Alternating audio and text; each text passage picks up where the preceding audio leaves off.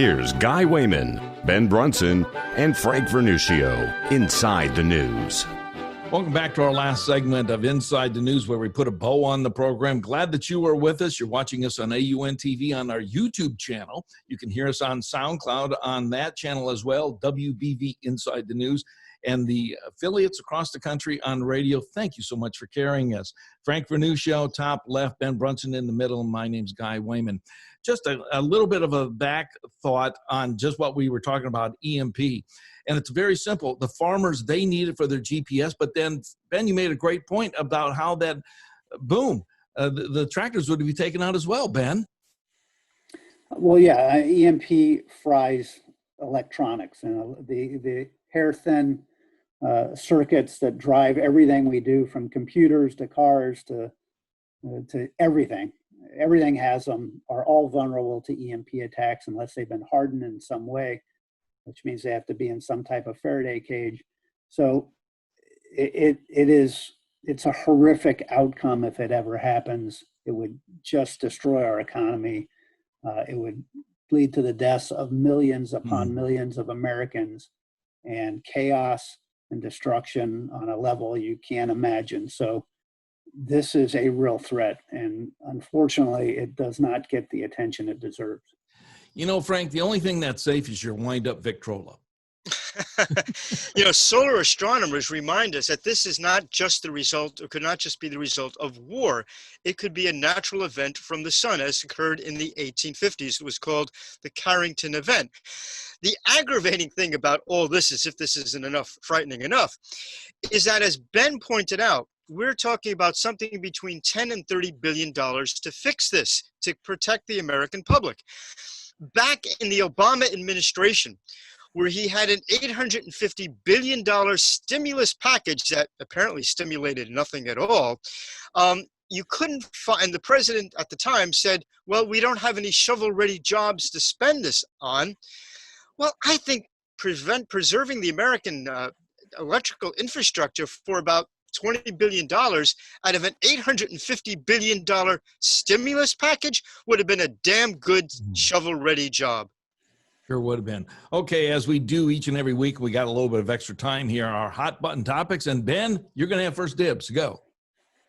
Well, some very good news coming out of the administration. Of course, it won't get much publicity because it is good news. Peter Navarro announced this week that the United States is providing a loan to Kodak to create manufacturing facilities in the United States for active pharmaceutical ingredients. This is a major pushback against our reliance on China. We've talked about this on the show, how we are reliant on China for pharmaceuticals, and the whole world is, and China's already used that to threaten the United States during this COVID crisis. And we must regain the ability, it is a strategic industry, to build our own drugs on our own soil.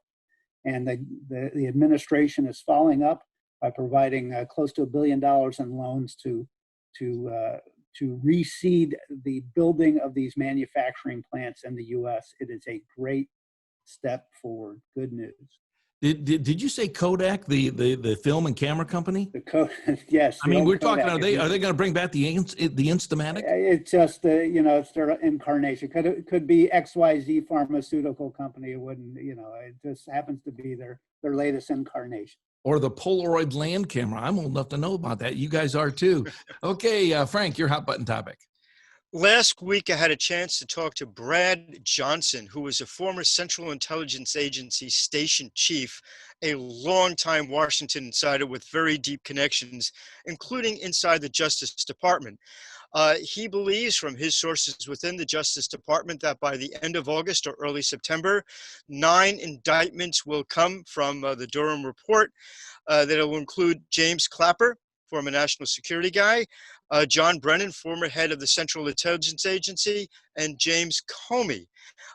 He said he does not believe at this point that the indictments will include either Barack Obama or Joe Biden, but that the testimony of Clapper, Brennan, and Comey will be so politically harmful, the damage to the reputation of both of those former chief execs will be devastating beyond belief, something unprecedented in American politics.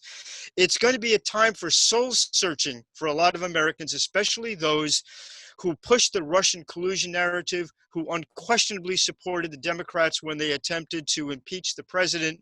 The revelations are going to be startling. The indictments are there.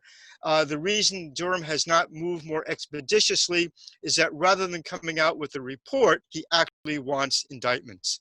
All right, Ben, thank you so much for today. Gentlemen, thank you very much. Thank you to our listeners. And Frank, thanks. Thanks to all of you, and thanks to our listeners. Thank you so much, listeners, and thank you for watching us on AUN TV. Until next week, when we go once again inside the news, stay safe. You're listening to Wehman, Brunson, and Vernuccio, Inside the News.